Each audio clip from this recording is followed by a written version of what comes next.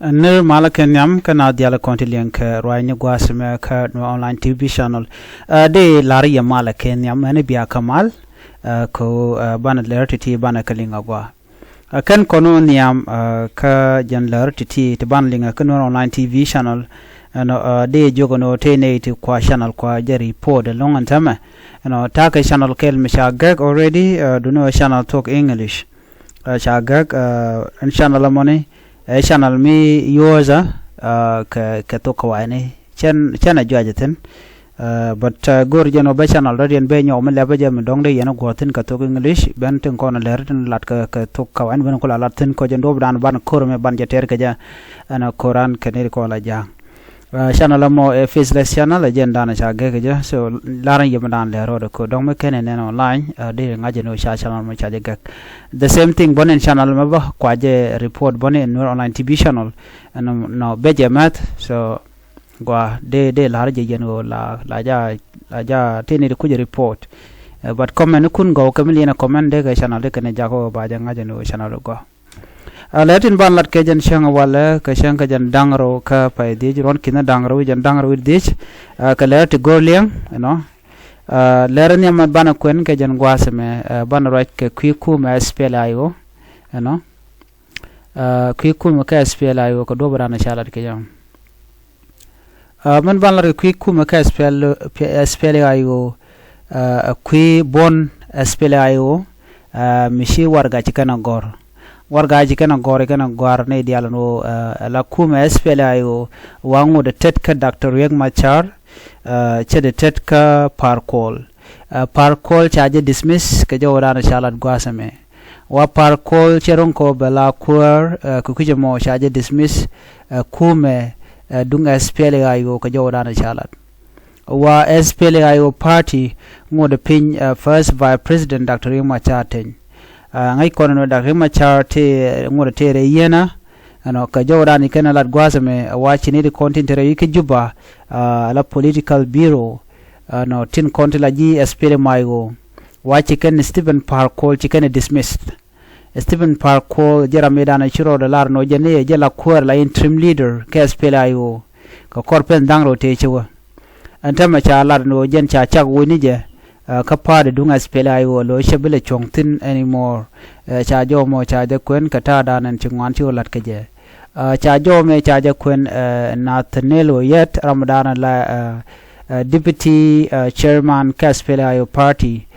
chelar no cha ud me cha je dismiss kuol ka chi bona nen kon mo gwada me chi nyaw chongkel ka kuol lar ken no cha ud me mishal ka me kuol cha je dismiss already lo kuol ta me chela ngod ala interim chairman cha declare no Ramadan la kuäär party ka spelayo Dr. Riek machar cha jo mo cha je kwen ko de ne dialde kan te ka shob lwan mu gwa katin kon lat karudin so kuol already cha to gwade tok gwade la jen o jen kuäär la interim chairman ka jo dana chalat according to medane sha malaysia tan garun kinan dangre wal badak chala no mal me sha badak ran chang men chi kirma yadi che jawon no daga je watem cha ken ko cha je badak ko jen the only way no bi South Sudan ba te kamal ka je cha stere me ki jo me cha je to bnitin konte la bon dung spele ayo tintire which ke juba tin cha rol gwaskel tin cha warga cha de gorno ci kuol che ken lo shi part of spele ayo ne diala ti ne ni tine ngot ken pin Dr. Riek machar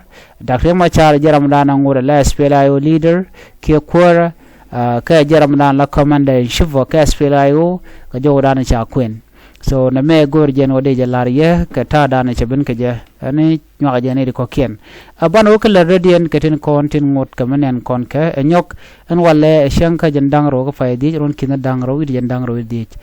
ban jo radian ban nyok ma kwen konan te jo cha kwen gwas me ramnen yen ma ka ture kuäär na Cape Unity state no ude me shale Riek bm top jen governor Riek bm top te jom shalat ke kwide re wiki Unity state no shalado jen chennai ti shop ko wal che ka yen ka tijin ngwan Nuer dang wal che ka yen ka tijin ka ngwan da tomen wa yen ka e wa ken shi ko chi kan ko pech we jane ka dinka chicken wure we chalka warap ko kor pen nang lo te paiwu ka jawdan cha kwen wa chicken nok chicken ko pejen winami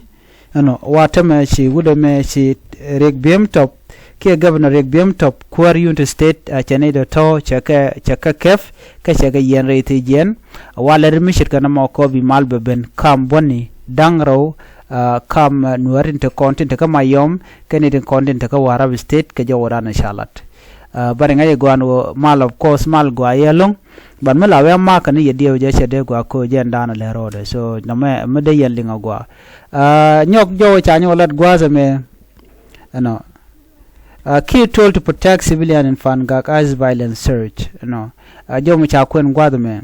te warga me cha gor Fangak use union chairperson ma wi dot galwak jeni joga kirma yadi de no jin shu nuare tintere which ka Fangak shu kanak adi laran de larde ano shu civilian shu kanak so civilian pelka no jo me cha kwen ka kwi kirma yadit so kirma yadit shala do joga jen o jina ala kur ko wa were wi ka Fangak shu civilian shu kanak no mi di rama me gor warga e Fangak use union mitere wi ka so Sudan ke Juba jo ken kirma yadi no jin chu civilian shu ka tag when the contikatin kam no kor kam ne chonga jongle warga michigan gor ka shanga wal bangon ka pay di jeno an warga kwal kwen gwada me gor Fangak use union chairperson ma wi dot galwa kwal ku jeno me misha ma da kan dial man netin kontin la te la local community me de wi ka Fangak mi kan gor warga kirma yadi den ko ngi kon no kirma yadi bogon wari ka helicopter ne ka gwase da ne ka ga ne ga ne dial dit so jo me sha kwen ko dong de jangat amadiana gora de nyak ye kel gwata me kwi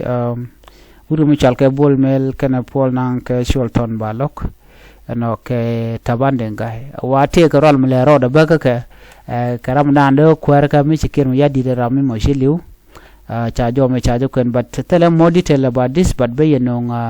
more detail mi chaka jak jen gwada na gora de chong ten chu ye pero jeno please lam no do lam ya gor pin gwada mo anyoga yene ko na dong gor ke channel men gor jeno dong de no gor ka channel radien me ben we right tin ka tok english ba yi ka to ko ene karwa de mi channel moni